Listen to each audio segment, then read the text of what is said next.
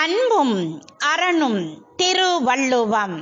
வள்ளுவ பார்வை. அதிகாரம் 71. குறிப்பு அறிதல். குறட்பா 700 தொண்டு. சொற்களின் துணையின்றியே மற்றவர் மனக்குறிப்பை உணர்ந்து செயல்படுதல் நமக்கு கூடுதல் வலிமை என்கின்றார் அறிவாசான் திருவள்ளுவர். அக உணர்வை பளிங்கு போல் காட்டும் முகக்குறிப்பை ஆய்ந்துணர்த்திய அதிகாரம் இனி கண்களை உற்று நோக்க உள்ளது. கண்வழி குறிப்பறிதல் மனித உறவுகளை தெளிவாக்கும் என்கின்றது குறிப்பறிதல் அதிகாரத்தின் தொண்டாம் குறட்பா. பகைமையும் கேண்மையும் கண் உரைக்கும், கண்ணின் வகைமை உணர்வார் பெறின். சொற்பொருள்.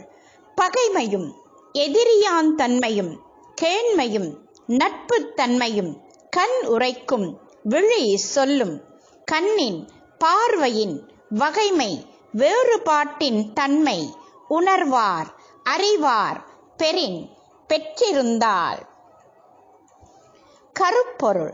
பகைமையையும் நட்பையும் கண்களே சொல்லிவிடும் பார்வை வகைகளை அறிய வல்லவரை பெற்றிருந்தால். பார்வை வகைகளை அறிய வல்லவர்களை பெற்றால் பகைமையையும் நட்பையும் கண்களிலிருந்தே தெரிந்து கொள்ளலாம். கண்களின் பார்வை வகைகளை உணர்வாரை பெறின் ஒருவர்தம் பகைமையையும் கேண்மையையும் அக்கண்களே உரைக்கும். உள்ளத்தின் விருப்பையும் வெறுப்பையும் கண்ணே சொல்லிவிடும் என்று முன்பே அறிந்தோம். கண்ணிலே உள்ள குறிப்பு அதிகமாக வெளிப்படும். அவை உண்மை உரைப்பனவாகவும் இருக்கும்.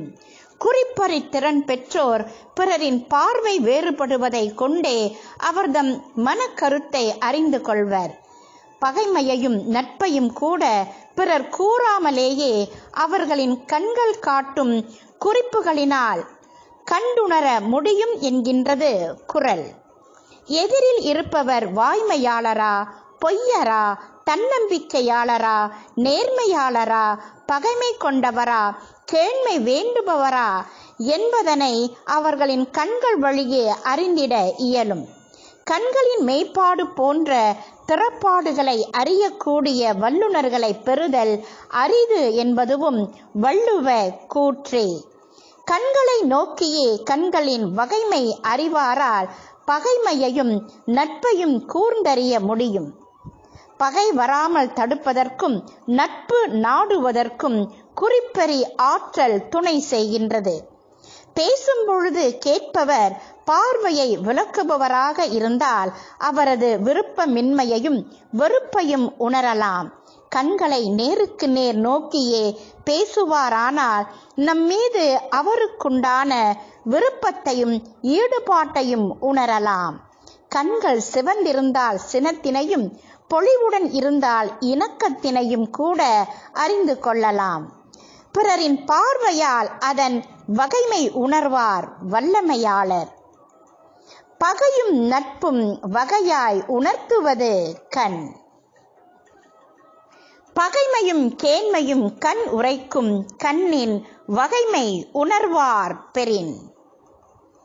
வாழ்க வள்ளுவம், வெல்க குறளியம். வள்ளுவ பார்வையில் சுபா சுப்பிரமணியம்.